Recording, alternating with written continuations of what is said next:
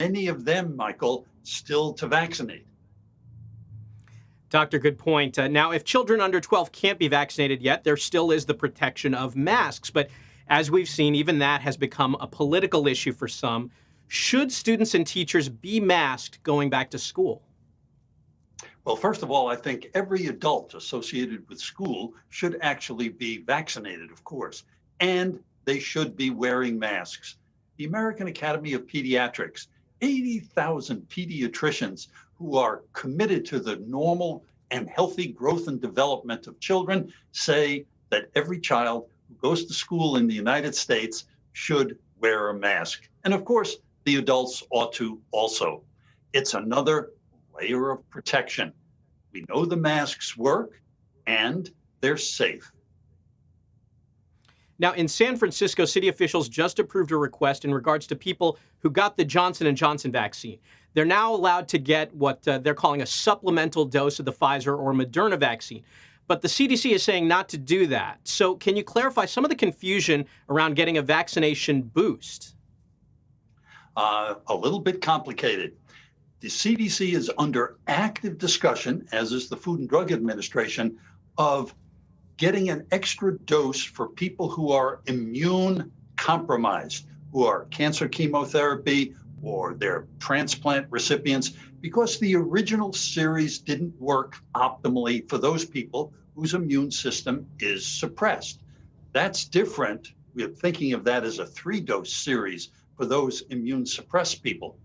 You're talking about a booster, an additional dose for people who already have had a good response.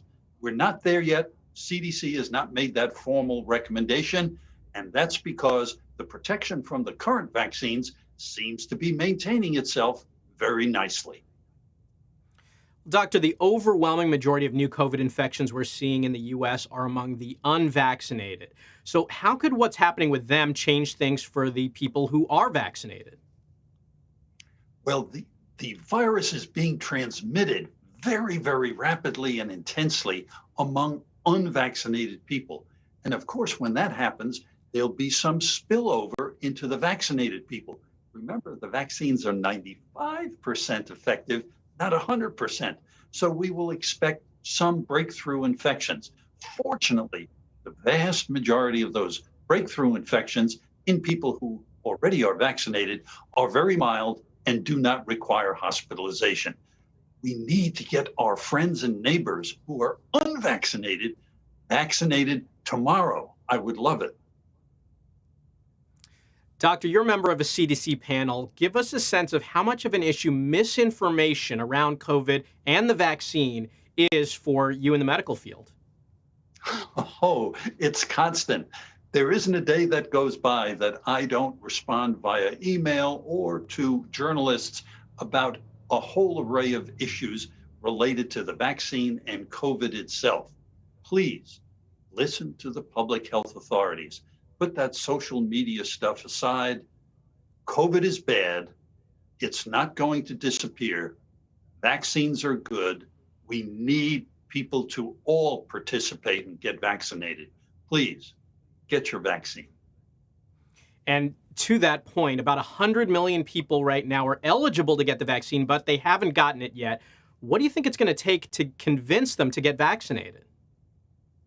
A whole lot of things, Michael. One is if the Food and Drug Administration would please formally license this vaccine, that would take that issue off the table.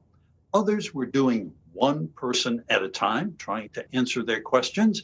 And then, of course, quite frankly, we've heard those words in the last several weeks, obligatory required mandates. I think as the need for this vaccine gets even more intense, there'll be more obligations to get vaccinated, whether in the private sector or if you're in the military, and certainly in healthcare. We in healthcare are going to be obliged to be vaccinated. It's happening in my medical center as we speak. Dr. William Schaffner, thank you for your time.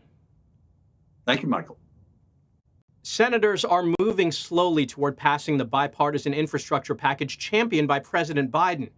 Here's a look at the Senate floor as lawmakers work out the final few votes.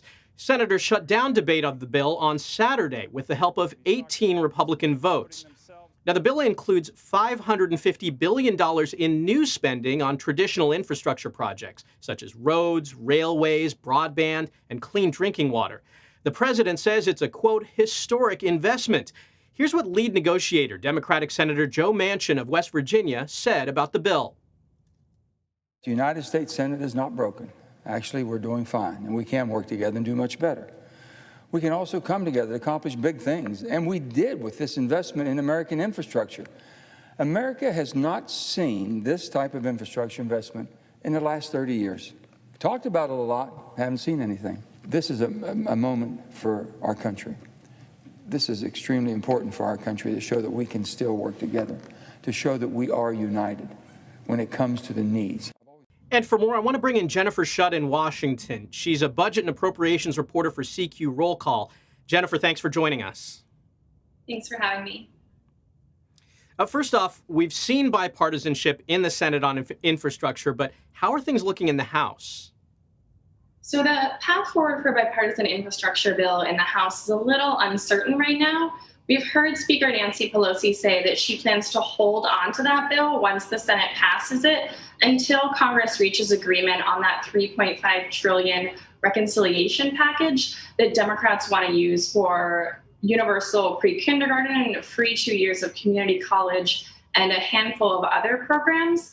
But we've also been hearing a bit louder recently from moderate Democrats in the House that they really want that bill to move through that chamber quickly and not be so closely tied to the eventual reconciliation package. And so who wins out in that debate is a bit uncertain right now, but will be working itself out once the Senate approves that bipartisan infrastructure package. Jennifer, after this bipartisan deal is completed, Democrats plan to move on the broader reconciliation budget bill. With a price tag of $3.5 trillion in so-called human infrastructure spending, it looks like a steeper climb. So do Democrats have the votes, and when could we see that bill? So the first test that Congress will get of whether or not Democrats can approve that much larger multi-trillion-dollar reconciliation package will be the budget resolution.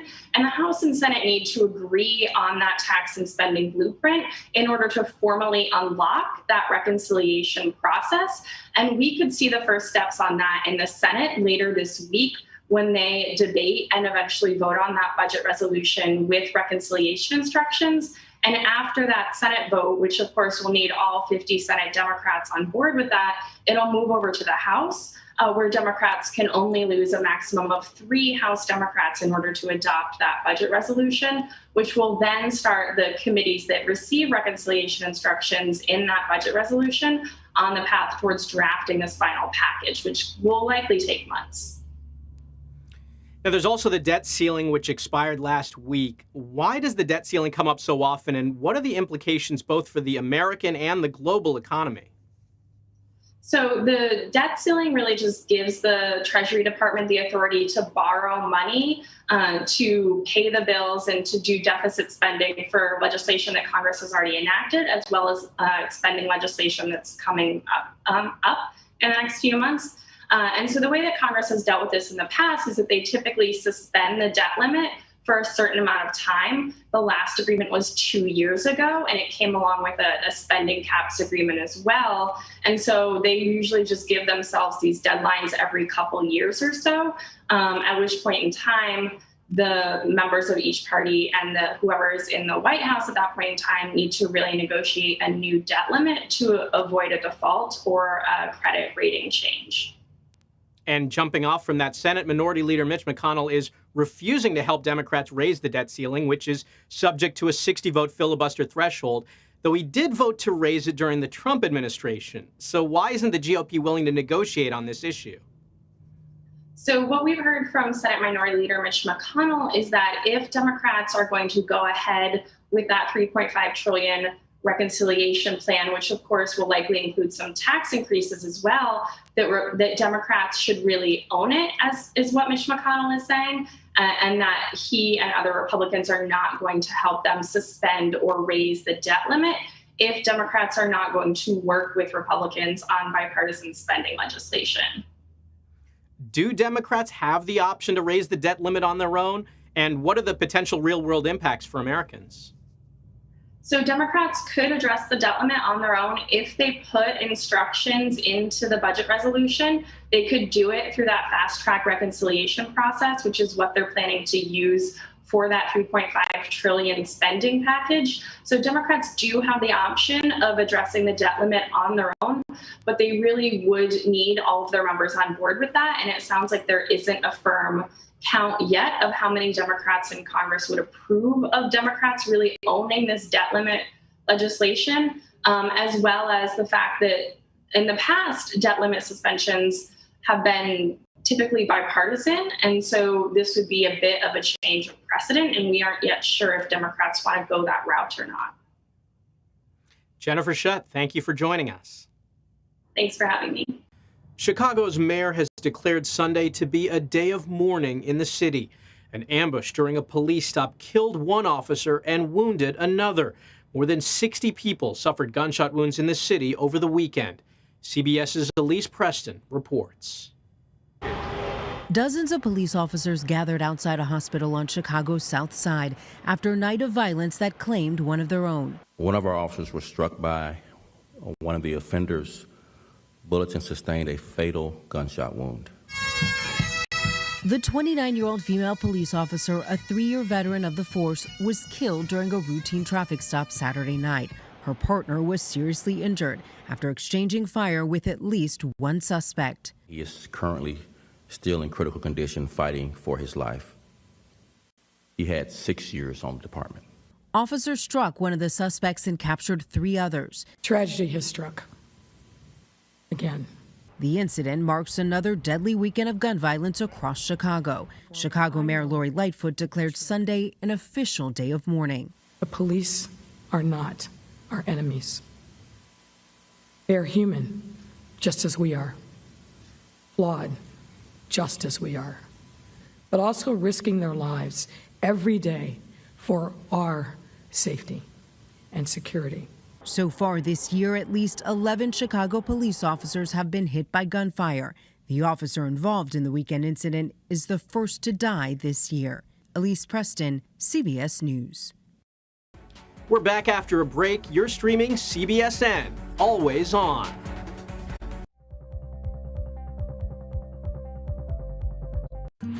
An original documentary on CBSN. We need to put an end to this territorial status. Will statehood create a better Puerto Rico? So that we have the same quality of life that you see in the States. What do you worry about? Me living here in the future. They're giving incentives to non-Puerto Ricans to come to Puerto Rico and extract our natural resources and take over our land. Vacation in Puerto Rico, and in exchange for that, you don't pay taxes.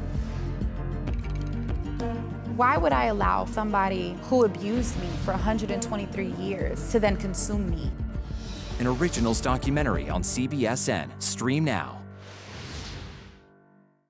CBS News. This is what fire crews are up against. The highest quality journalism. It explains not just who or what or where, but why. CBS News. This is why.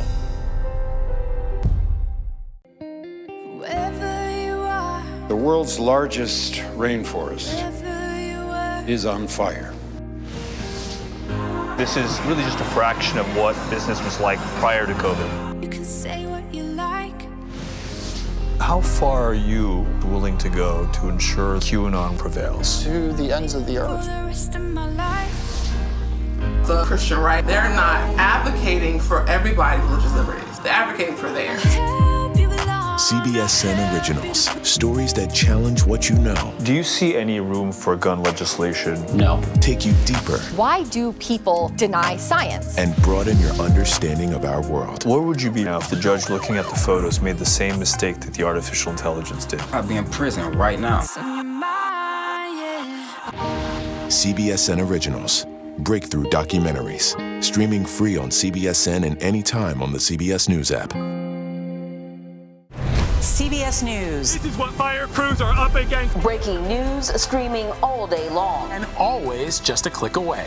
The highest quality journalism that explains not just who or what or where, but why. CBS News. This is why.